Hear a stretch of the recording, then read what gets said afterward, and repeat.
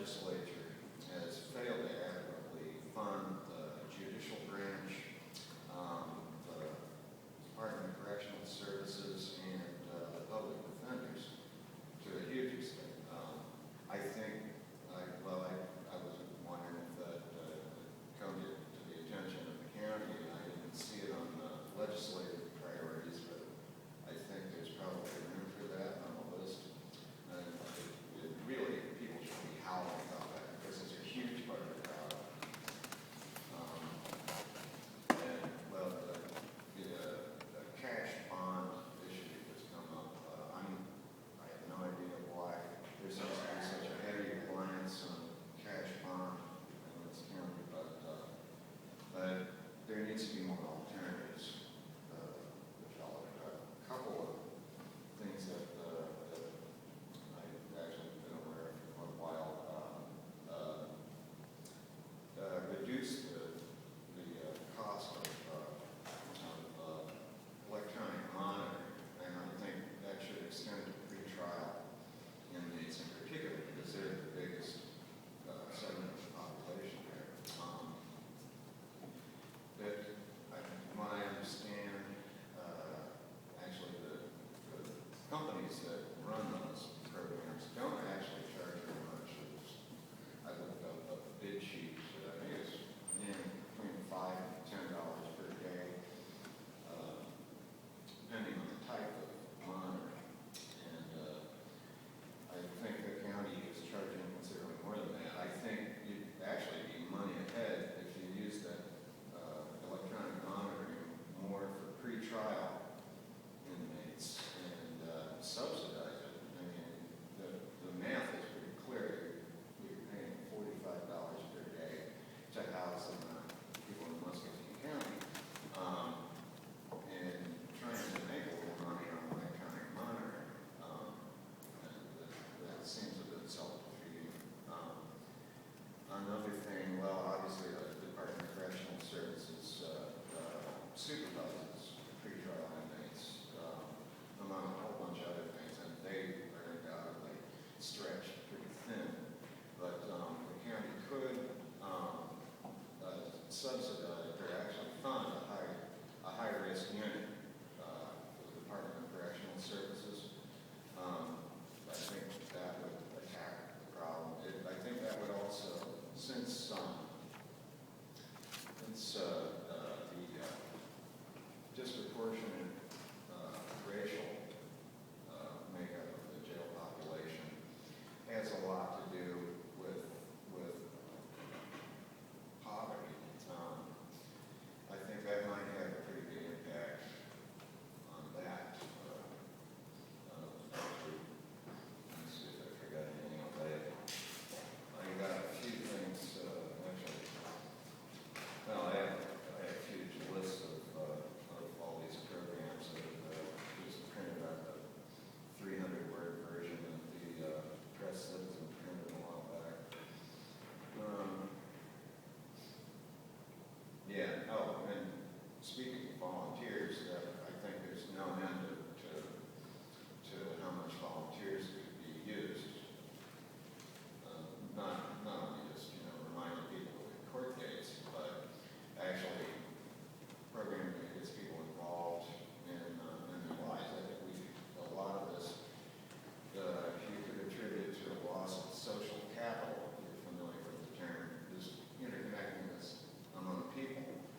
There's been a steady loss of that all over the country in the last 30 years or so. And people getting involved in offenders' lives can only help. There's probably none of ways to do that.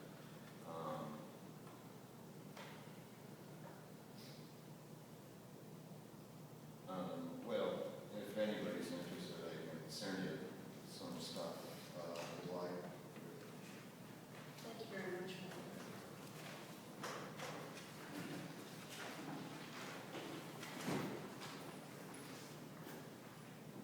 Does anyone else wishing to give input?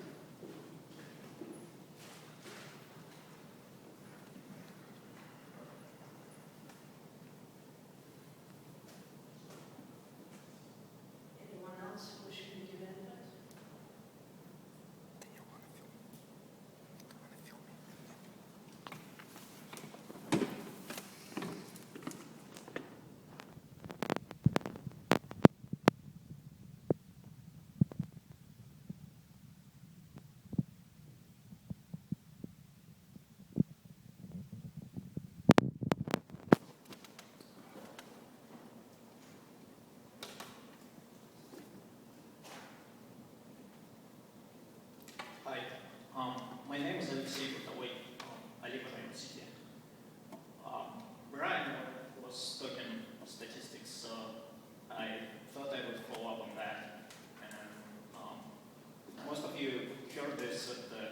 last meeting, John Zimmerman came out and spoke about it. And specifically what he talked about is on the particular day that he looked at the jail roster, but a typical day, and it was last Monday, that total jail population, not counting the people who were just there overnight, the total jail population was 122 people. And 87% of these people were in pre-trial detention, meaning they have not been convicted of any crime yet. And only 13% of people were actually serving sentences. So 16 people were serving sentences. The rest of the jail population was pre-trial detention. Now, Brian talked about, people who are arrested, they have multiple arrests, and we are dealing with the same people over and over. Well, we should ask ourselves the question, how is it working for us to keep people in jail once they're arrested? It could just well be that they are getting brought over and over because when they're arrested, they're not released. The bail terms are too high, right? And so they have to stay in jail for more than a day. They don't show up for work. They lose their job. They get sentenced. They get fined. They, spend 10, 20, 30 days in jail. They're out of jail. They're at the bottom. And nobody's there to help them get up. And why? Because, some of these charges, they're just charges. Again, 13 people are serving sentences, and 87 are pre-trial, right? So if of these 87 people, all of them were convicted, you would think that the jail population of, the number of people who were actually serving sentences would be much higher. But it tells you either, that they're not convicted, or they plead guilty and they pay the fine and they're released after they serve some jail sentence. So first they occupy the jail beds, and then they're milked for money, and then the cycle is repeated. And Brian also, quoted John Neff, and it's kind of funny how it seems to be a repeated theme how the proponents of just building a new jail or saying we are okay as we are, they choose and pick the stats, that they choose to use, because also what John Neff says, and it's on the front page of his site, it's the very first graph on his site. And what he says is that if the jail population grew proportionally with the county population, then there should be about 50 people in jail right now. And given the stats, this graph by John Zimmerman, and you can see that. Some of these people in pretrial, yeah, they're dangerous, you cannot release them on bail, but according to John, at least 42 people could be released on bond or released in general, because remember first of all we have presumption of innocence, right? So, and there are guidelines, and I don't need to tell you that, but it seems to somehow to escape from discussion, so I have to repeat it. There are specific guidelines, how the bond is set and why somebody should even be held in jail because they're innocent, you cannot really presume that they're guilty, you cannot hold them in jail as a punishment.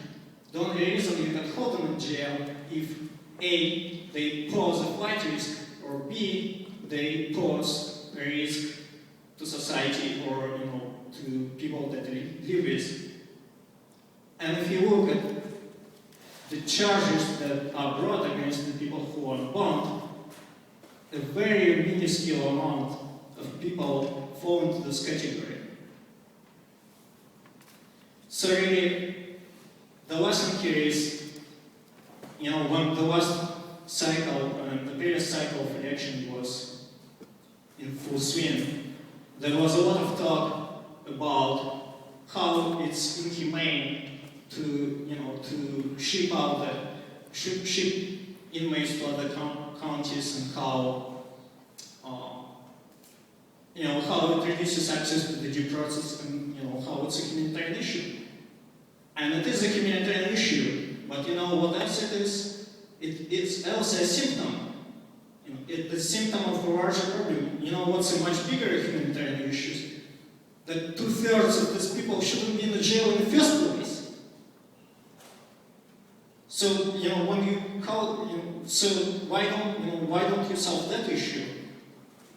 How come to the jail and say to somebody who isn't there, who shouldn't be in there, we don't have the willpower or the leadership or the guts to address the bigger issue, but at the very least we're gonna make you comfortable, right? Go do that and see how long it takes before they spit in your face. Address the jail population. The current jail needs improvements, and probably there needs to be a new jail to be built. But to say that we are doing better than some other county who clearly has a huge issue with jail overcrowding, and that we should be okay with that, and especially in the considering the fact that flies completely in the face of how we were just 20 years ago. This is just wrong. And I mean, these are not simple issues, but there needs to be, you really need to show leadership, and you really need to, or assign somebody who will work on these issues. And I'm gonna put you on the spot here and just do that, because we are kind of running in circles. But there was a meeting. I think it was late June or July, when there was a CGCC meeting, when we came, and I specifically spoke about the jail overcrowding, and how there is a lot of prior art, and there is a specific report from the National Institute of Correction on well, first of all, how complex the issue is, and that is not unique, and what you can do about it. And the National Institute of Corrections, you can reach out to them, and then then they can come out, and they possibly they can offer some solutions. So at the very least, read the report, and so the summer passes, and then in September there is a CGCC meeting, and I asked how many people read the report, and there's a single person who read the report. That shows me how interested we are, how disinterested we are in actually addressing the jail overcrowding.